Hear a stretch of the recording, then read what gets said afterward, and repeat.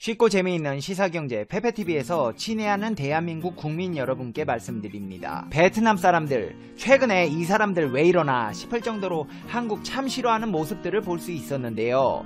한국은 이에 대해 특별한 대응 없이 미운 놈 떡 하나 더 준다는 자세로 기부로 응수하며 품위 있고 어른스러운 태도로 일관해 왔습니다. 하지만 대한민국 정부가 돌변하며 초강수 조치를 취해 세간의 이목을 집중시키고 있다는데요. 지금 바로 알아보겠습니다. 페페TV 팩트 체크. 드디어 한국 정부가 불공정한 하판의 거래에 대한 심판을 하기로 했습니다. 정부가 베트남산 하판이 국내에 덤핑 수입되고 있다며 최대 10.65%의 반덤핑 관세를 부과하기로 한 것인데요. 산업통상자원부 무역위원회는 회의를 열고 베트남산 하판에 대한 반덤핑 조사 결과 덤핑 사실과 국내 산업의 실질적 피해를 추정할 수 있는 충분한 증거가 있다며 예비 긍정 판정을 내렸다고 밝혔습니다. 이에 따라 산업통상부 무역위원회는 9.18%에서 10.65%의 잠정 덤핑 관세를 부과하도록 기획재정부에 건의하기로 결정되었습니다. 조사 결과가 제출되면 기재부는 1개월 이내 부과 여부를 결정하게 됩니다. 이런 결정을 내리게 된 것은 다 이유가 있는데요. 앞서 한국하판보드협회는 베트남산 하판의 덤핑 수입으로 국내 산업이 피해를 입었다며 조사를 신청했습니다. 베트남은 그동안 하판 사업에서 시장 점유율 40%에서 50%를 차지하며 한국에서 막대한 수입을 챙겨왔습니다. 2016년부터 2019년 상반기까지 베트남 수입 물량과 국내 점유율이 늘었고 이로 인해 시장 점유율 하락, 고용 감소, 국내 물품의 판매량 감소, 가동률 하락, 이용 감소 등 피해가 발생하게 된 것이 계기가 되어 이런 결정에 이르게 되었습니다. 앞으로 무역위는 3개월간 국내외 현지 실사와 공청회 등 본조사를 걸쳐 덤핑 방지 관세 부과 여부를 최종 판정할 예정입니다. 무역위원회는 베트남으로부터 수입되는 하판이 정상 가격 이하로 수입되고 있으며 이로 인해 동종 물품을 생산하는 국내 기업이 입은 실질적인 피해가 경미하지 않다고 판단해 시급히 개선책을 찾겠다고 밝혔습니다. 이같이 한국 정부가 베트남에 본격적인 조치를 시작한 가운데 메이드인 베트남 제품들이 수입길이 막혀 사면 초과에 놓였다고 합니다. 이번 사태로 인해 베트남산 제품들이 좀처럼 수출 활로를 찾지 못하고 있는 것으로 나타났습니다. 중국 시장에서 다시 무역이 재개되면서 원자재 부족에서 벗어났지만 미국과 유럽 등 주요 시장에서 현사태가 확산되자 수요가 급락해 힘든 시간을 보내고 있습니다. 특히 중국이 강세를 보이는 직물과 신발 분야는 중국 기업들이 회복되면서 치열한 경쟁까지 벌여야 합니다. 주요 수출 시장에서 수요가 급락하면서 현지 기업들의 은행이자 지불, 자본 반환, 근로자 급여, 비용 충당 등 여러 가지 문제에 직면했습니다. 유동성이 막히면서 베트남 기업들은 실질적인 경영난에 봉착하는 단계로 접어들었습니다. 현재 많은 수의 미국과 유럽의 대기업이 베트남 섬유와 의류 기업과 체결한 계약을 취소하거나 상품 운송을 지연하도록 요청했습니다. 4, 5월 두 달간 섬유와 의류 산업의 해외 주문 건수는 약 70% 감소했습니다. 심지어 2020년 말까지 주문이 다시 회복되기는 어려울 것으로 추측되는 상황입니다. 게다가 일본, 한국, 미국 등 다른 시장으로 수출 수요를 변경하기도 어려운 실정입니다. 일반적으로 미국과 유럽 시장의 수요 감소를 상쇄할 정도의 규모가 아니기 때문입니다. 특히 베트남처럼 현지 산업 기반 자체가 열악하고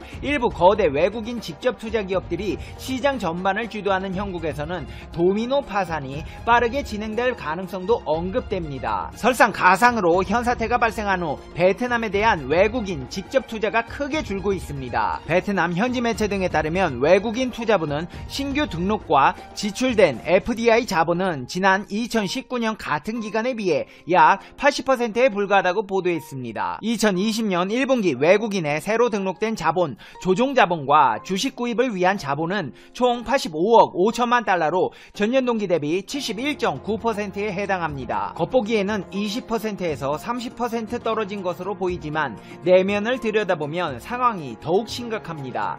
신규 등록 자본 중 투자 등록 증명서를 받은 150억 달러짜리 박리우 가스 프로젝트의 비중이 거의 절반에 달할 만큼 투자 집중 현상이 심화된 상황에서 실적이 악화되었기 때문입니다. 자본 기여 및 투자자의 주식 구매 횟수는 52.6% 증가했지만 기여 자본의 총가치는 20억 달러에 불과했는데 이는 2019년 동기간 대비 34.4% 수준에 불과했습니다. 자본 기여 규모는 횟수당 평균 78만 달러로 2019년 1분기 평균 340만 달러보다 크게 감소했습니다. 외국인 투자국에 따르면 FDI 투자가 급락한 가장 큰 이유는 현 사태로 인해 투자자의 방문이 제한되고 새로운 투자 결정 및 기존 프로젝트의 규모 확장에 악영향을 미치기 때문이라고 분석했습니다. 한마디로 한국인 출입국 금지했더니 투자도 떨어지고 경제는 망해가고 있다는 것입니다. 이렇게 상황이 좋지 않은 방향으로 흘러가는 와중에 베트남 정부는 어떤 조치를 취하고 있을까요? 그런 거 안 합니다. 베트남은 자신들이 놓인 상황에 대해 심각한 착각을 하고 있기 때문입니다. 베트남 정부가 현 사태로 경기 침체가 심각함에도 불구하고 높은 경제 성장률을 기록했다며 자화자찬에 빈축을 사고 있습니다. 대부분의 생산 중심축이 외국인 직접 투자 기업에 의해 좌지우지되는 상황인 것을 감안하면 베트남 정부의 이런 태도는 일본을 닮아가는 듯합니다. 베트남 현지 매체 등에 따르면 최근 2020년 1분기 사회경제를 주제로 열린 기자간담회에서 통계국의 응웬 빙랑 국장은 이번 사태로 인해 세계 경제가 침체되고 선진국들의 경제 성장 역시 동결 상태에 빠져 있거나 마이너스 성장률을 기록하고 있는 상황에서 베트남의 1분기 경제 성장률은 3.82%로 매우 자랑스럽다고 말했습니다. 아니 잠깐만요 여러분, 이거 어디서 많이 듣던 말인데? 여러분 이런 걸 데자뷰라고 하나요? 여러분도 어디서 많이 들어보지 않았어요? 아 맞다, 생각났다. 일본의 아베 신조가 맨날 일 개판으로 해놓고 자화자찬하잖아요. 베트남 일본이랑 같이 놀더니 아베 신조 닮아가네. 역시 유유상종. 친구 따라 강남 간다더니 둘이서 잘해보세요.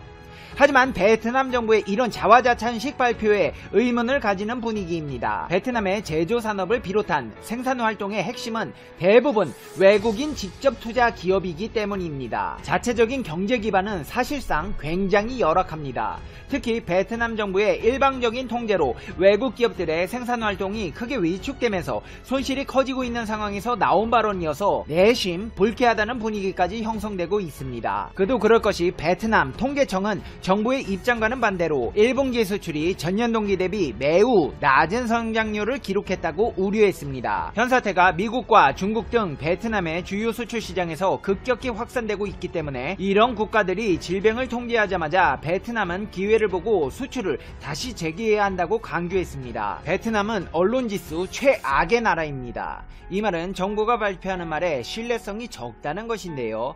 최근에는 쌀 무료 배급기까지 등장할 정도로 최악의 상황을 맞은 베트남은 정부의 발표에 믿음이 가지 않는 이유가 되고 있습니다. 이제 페페TV의 결론입니다. Conclusion. 페페TV. 여러분, 혐한이다 뭐다 해도 베트남 같은 국가 미워하지 마세요. 누군가 너에게 해악을 끼치거든 안갚음하려 들지 말고 강가에 고요히 앉아 강물을 바라보아라. 그럼 머지않아 그가 떠내려 올 것이다.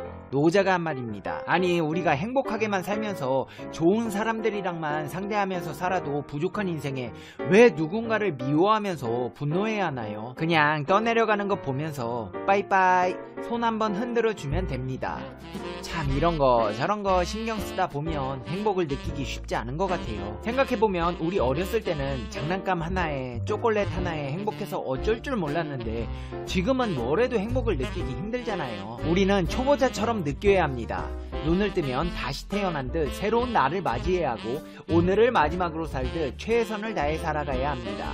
다른 사람의 그 어떤 말보다 당신이 하고 싶은 일을 선택하세요. 그리고 선택하셨다면 지금 하고 있는 일에 최선을 다해 집중하세요. 그러면 우리가 어렸을 때 느꼈던 감정, 내가 가지고픈 장난감을 가지고 놀았을 때의 기분, 내가 보고 싶은 만화 영화를 보고 있을 때의 기분, 조금이나마 느낄 수 있으실 거예요. 세상에 그 무엇보다 소중한 것은 당신입니다. 나이를 먹고 책임감이라는 게 생기면서 점점 자기 자신에게 소홀해지는데 하루에 딱 한 번만이라도 내가 하고 싶은 거, 내가 먹고 싶은 거, 내가 가지고 싶은 거 이루면서 사는 하루 되시길 바랍니다. 인생 돌아보면 별거 없더라고요. 단순하게 생각해보자면 우리가 어렸을 때도 하던 걸 어른이 된 지금은 왜 못하겠습니까? 책임감으로 인해 주변 사람 챙기고 업무에 채이고 나 자신에게 소홀해지는데 잊지 마세요. 여러분은 행복하셔야 합니다. 제 방송을 시청해주시는 여러분은 저에게 너무나 소중한 분들이기 때문입니다. 세상에서 가장 소중한 건 바로 당신, 자기 자신이라는 것을 잊지 않으시는 하루가 되길 바라면서 영상 마무리하겠습니다. 그리고 걱정하지 마세요. 어차피 다 잘 될 거니까요. 다음 영상에서 봬요. 안녕. 현재 자타공인 세계 최고의 인기 가수는 한국이 배출한 아티스트 방탄소년단입니다. 그들의 곡은 세상에 공개되었다면 빌보드 차트를 싹쓸이합니다. 그리고 각국의 언론, 포털 사이트, SNS 등에서는 그들에 관한 이야기로 가득 차게 되죠. 얼마 전 있었던 전세계 내 축제, 크리스마스 때 역시 크게 다르지 않았습니다. 방탄소년단의 멤버 중 한 명인 지민은 크리스마스를 맞아 팬들을 위한 자작곡 하나를 공개하였습니다. 이것은 트위터를 통해 공개되었고 휴일임에도 불구하고 자신의 팬들을 향한 진심 어린 사랑이 드러나는 그의 모습에 트위터 유저들은 감동의 눈물을 흘리는 훈훈한 모습을 보였는데요. 얼마 지나지 않아 뜻밖의 사건이 터지게 됩니다. 노래 속에 등장하는 이 단어는 대체 뭐야? 지민의 자작곡에 등장한 어떤 한국어 단어가 해외 네티즌들 사이에서 크게 화제를 모으기 시작했습니다. 흰 눈처럼 소복소복 넌 내 하루에 내려와. 추운 겨울날 내리는 눈이 사람들의 마음을 따뜻하게 해주는 것처럼 방탄소년단은 자신들의 팬인 아미가 자신들에게는 축복이라는 마음을 전해주는 따뜻한 가사입니다. 한국인들이 이 가사를 들으면 그저 팬들을 사랑하는 마음이 정말 예쁘구나 라는 생각이 들 뿐일 텐데 이 가사를 접한 해외의 팬들은 패닉에 빠지고 말았습니다. 방탄소년단은 해외 팬이 가장 많은 한국의 아이돌이지만 아이러니하게도 영어 활동을 하지 않는 아이돌로도 유명했습니다. 그들이 내는 모든 곡은 한국어 버전만 존재했고 유튜브를 통해 공개되는 자체 예능 프로그램 역시 아직까지 한국어 버전만 공개될 정도이죠. 여태까지 한국의 아이돌이 해외 진출을 위해 영어로 된 곡을 내거나 출시하는 영어 프로그램마다 영어 번역을 붙이던 것에 비하면 상당히 대조적인 모습이라고 할 수 있는데요. 이 전략은 기가 막히게 들어맞았습니다. 방탄소년단은 오직 한국어 가사로만 작품 활동을 하기 때문에 해외 정서를 크게 고려하지 않을 수 있었습니다. 이는 곧 자신들이 펼치고자 하는 작품 세계를 노래에 온전히 담을 수 있었다는 것을 의미하죠. 원래 노래라는 것은 소설이나 영화 등에 비해 화자의 의도를 전달하는데 큰 제약이 있을 수밖에 없습니다. 3에서 4분 남짓의 짧은 가사에 모든 것을 담아야 하기 때문인데요. 이것이 외국어로 번역되는 것은 더욱 고역일 것입니다. 예를 들면 방탄소년단의 앨범 화영연화의 수록곡 중에는 뱁새라는 제목의 곡이 있습니다. 한국인은 이 노래의 제목을 듣는 순간 뱁새가 황새를 따라가면 가랑이가 찢어진다 라는 속담이 생각나며 대략적인 곡의 이해가 가능할 테죠. 하지만 외국인들은 이것을 이해하기 어렵습니다. 뱁새라는 새 자체도 외국에서는 보기 힘든 새일 뿐만 아니라 이 속담이 갖고 있는 뉘앙스는 한국 속담에 대한 사전 지식이 없다면 도무지 알 수 없기 때문입니다. 심지어 방탄소년단의 소속사에서도 이것에 대한 배경 지식 설명을 따로 해주지 않으니 방탄소년단의 해외 팬들은 곡을 이해하는 것이 어려울 수밖에 없죠. 그래서 방탄소년단의 팬들 사이에서는 오랜 기간 동안 이것을 해결하기 위한 전담팀이 구성되었습니다. 방탄소년단이 한국어 노래를 발표하거나 예능 프로그램을 공개할 때마다 이것을 해외 팬들에게 번역, 설명해주는 이들입니다. 앞선 뱁새 사례의 경우 뱁새의 사진을 직접 공유하면서 한국어 속담에 대한 배경 지식을 알려주는 것이죠. 이번에 크리스마스를 위한 자작곡이 공개됐을 때에도 이들 번역 어벤져스들이 출동하였습니다. 그런데 이들은 시작부터 난관에 부딪혔습니다. 소복소복이라는 의태어를 제대로 표현할 수 있는 영어 단어는 존재하지 않았기 때문입니다. 의태어인데 뭔가 부드러운 것이 쌓인 모습을 표현하는 말입니다. 예를 들면 예쁘게 쌓인 눈이 있겠죠? 라며 한국의 온기 위에 쌓인 눈의 사진을 첨부하였는데요. 이 뜻을 알게 된 해외의 팬들은 또다시 충격을 받게 됩니다. 이렇게 예쁜 뜻을 가진 단어가 있다니. 그들은 소복소복이라는 단어를 끝없이 말하며 자신들은 이제 이 단어에서 헤어나오지 못하게 됐다는 글을 쏟아냈습니다. 굉장히 사랑스러운 표현으로 느껴지는데 영어에서는 대체할 수 있는 단어가 없어 슬퍼. 정말 울고 싶다. 제발 내가 그들의 가사와 단어를 완전히 이해할 수 있을 만큼 한국어를 알 수 있으면 좋겠어. 어떻게 가사가 이렇게 아름다울 수 있지? 영어로 표현하면 falling인데 이게 뭐야? 이래서 영어가 싫다니까? 오늘부터 소복은 나의 최애 단어야. 너무 로맨틱해. 나는 그들이 쓰는 아름다운 단어를 하나도 놓치고 싶지 않아. 한국어는 너무 아름다워. 너무너무 아름다워. 아마 한국어 공부에 다시 도전해야 할까봐. 영어, 넌 아무것도 아니야. 라며 영어보다 감성적인 한국어에 흠뻑 빠지는 모습을 보입니다. 오래전부터 일본은 한국어가 열등하다는 입장을 취해왔습니다. 일본의 문학은 노벨문학상을 받은 전력이 있는 반면 한국의 문학은 노벨문학상을 받은 작품이 단 하나도 없다는 것이 그들의 주장을 뒷받침해 주었습니다. 하지만 최근 한국의 소프트 파워가 강해지면서 외국인들이 하나둘 한국어에 관심을 갖게 되자 일본의 억지 주장은 힘을 잃어가고 있습니다. 애초에 일본은 메이지 시대 때부터 서양의 문물을 받아들이기 위해 힘썼습니다. 그래서 해외의 수많은 서적을 일본어로 번역했습니다. 반대로 일본의 서적을 영어로 번역하는 데도 힘썼죠. 또한 그들은 영어가 가장 우등한 언어라는 인식하에 자국의 언어 파괴에 앞장섰습니다. 한국어로는 건물을 뜻하는 타테모노라는 자국의 단어가 있음에도 그들은 비루라는 빌딩의 일본식 단어를 더 많이 사용합니다. 한국어로는 맥주를 뜻하는 단어 역시 영어의 비어를 일본식으로 발음한 비루를 사용합니다. 과일을 의미하는 쿠다모노가 있음에도 불구하고 fruit이라는 영어 단어의 일본식 발음인 후르츠를 더 사용합니다. 이렇게 그들은 자국의 언어를 파괴하는 철저한 문화사대주의에 빠졌습니다.